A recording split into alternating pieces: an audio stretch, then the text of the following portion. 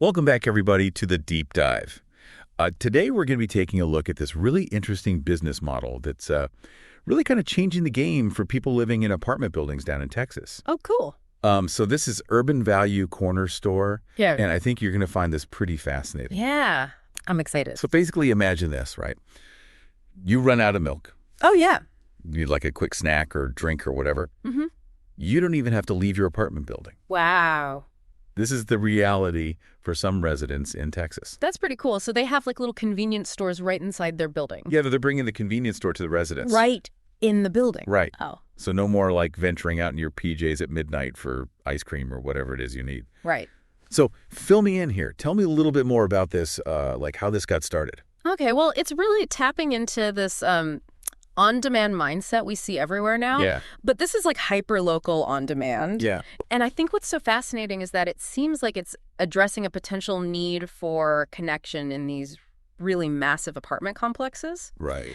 So it was started by Steve McKinley. Okay. He is a retail leader who really saw that traditional convenience stores just weren't meeting the needs of these residents, All right. particularly in these like luxury apartment communities. Okay. So they're really going after like a certain demographic. It seems like it, yeah.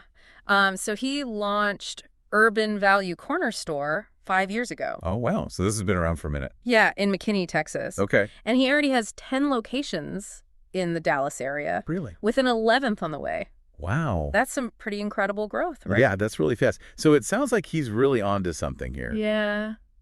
But I'm trying to picture this in my head. Like, how is this actually different from just like having a vending machine or just like a little shop in the lobby? So that's where it gets really interesting because 6 of the current stores actually repurposed these spaces, like these underutilized amenity spaces. Oh, wow. Like, you know, those spaces that every apartment building has that nobody really uses, like old gyms or even leasing offices. Oh, okay. So they're really smart about utilizing space. Yeah. So it's not just about like adding something new. It's about really maximizing what's already there. Exactly. Okay. Plus, they're really integrated, these stores, into the whole resident experience. Oh, It's more like a curated market with a community feel. so you're not just going in and like grabbing a bag of chips. Right. It's like a whole experience. It's an intentional thing. Yeah. I've definitely lived in buildings where those amenity spaces were like a total afterthought. Like, oh, here's a ping pong table, like a weird couch. Nobody ever goes in there. Exactly. But it sounds like this is really integrated into the whole lifestyle. It seems that way. Yeah. Okay, so what are they actually stocking in these stores? I'm picturing like chips and soda.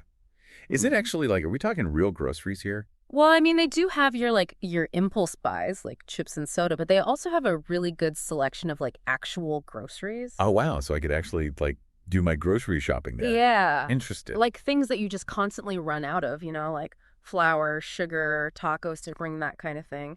But then they also have prepared meals, Okay. drinks, snacks, So like pretty much anything you need. and even pet treats.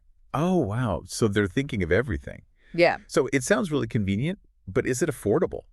Like, are we talking luxury prices for luxury convenience? Well, that's a really good question. And unfortunately, I don't think we have a clear answer on that from the information you gave me. Right. But you do have to think about the value proposition, right? Yeah.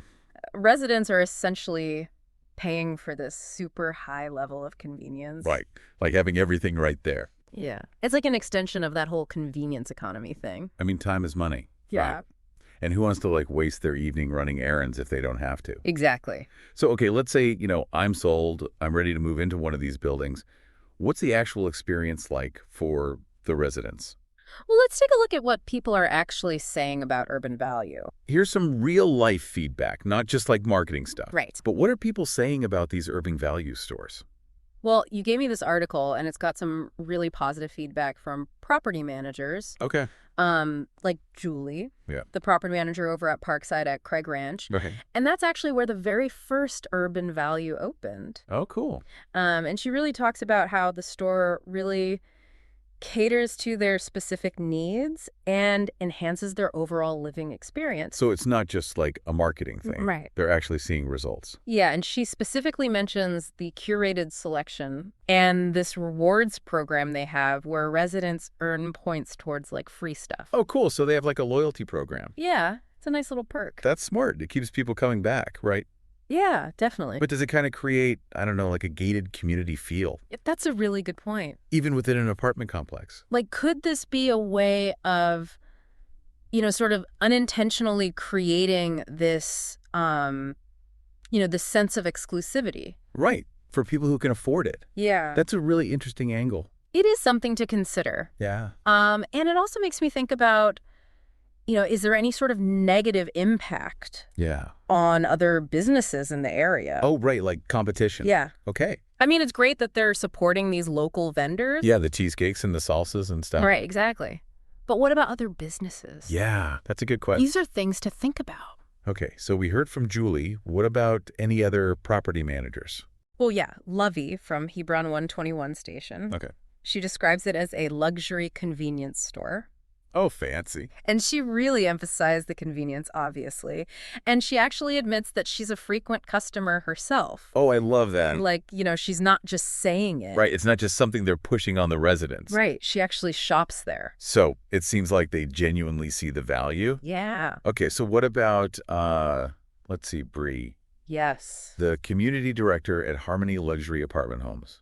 Yes, so she really believes that this contributes to a much stronger sense of community at Harmony Luxury Apartment Homes. Okay.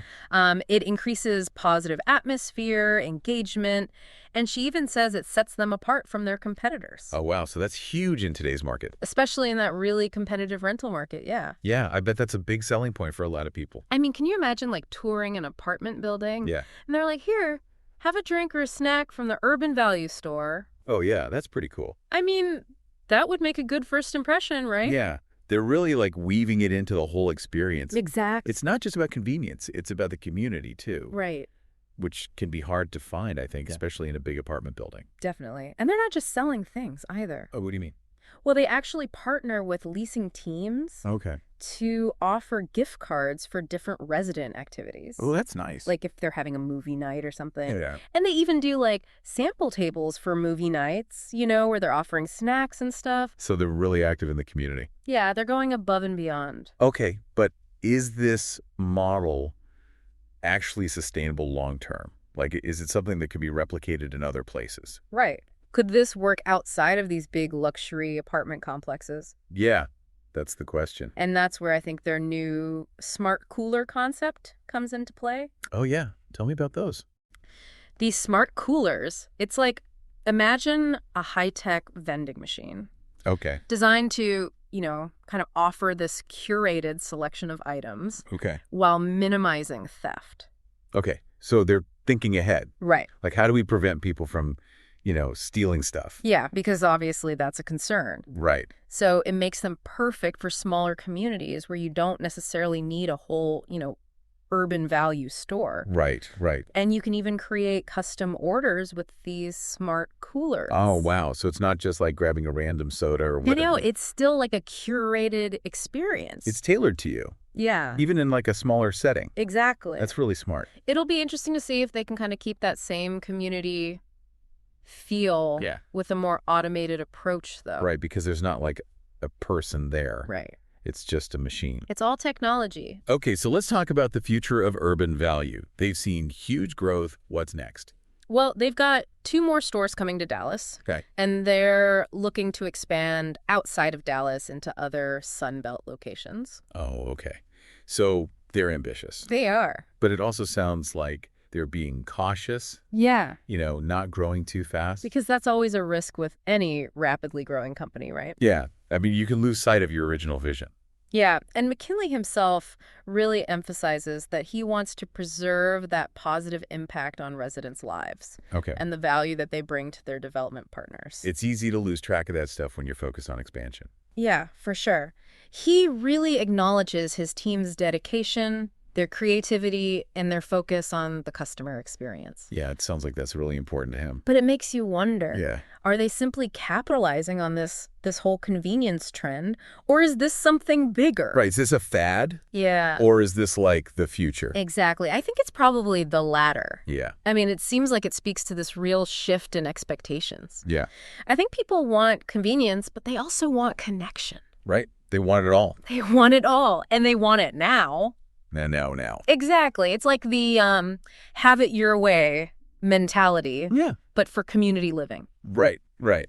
Urban value has really given us a lot to consider. Yeah. It's such an interesting example of how companies are changing to fit in Right. with all these new ideas and creating solutions that people want. Exactly. Like, we want things to be convenient. We want to feel connected. Yep. And we want these really special experiences. That's right. And they're giving us that. They are. And it makes you think about what all this means for everyone. What are the big implications? Yeah, like how will this trend change the way we design communities in the future? Yeah. Will we start to see more of these like self-contained developments Oh, interesting. where everything's mixed together Yeah. and these types of amenities are just built right in from the start?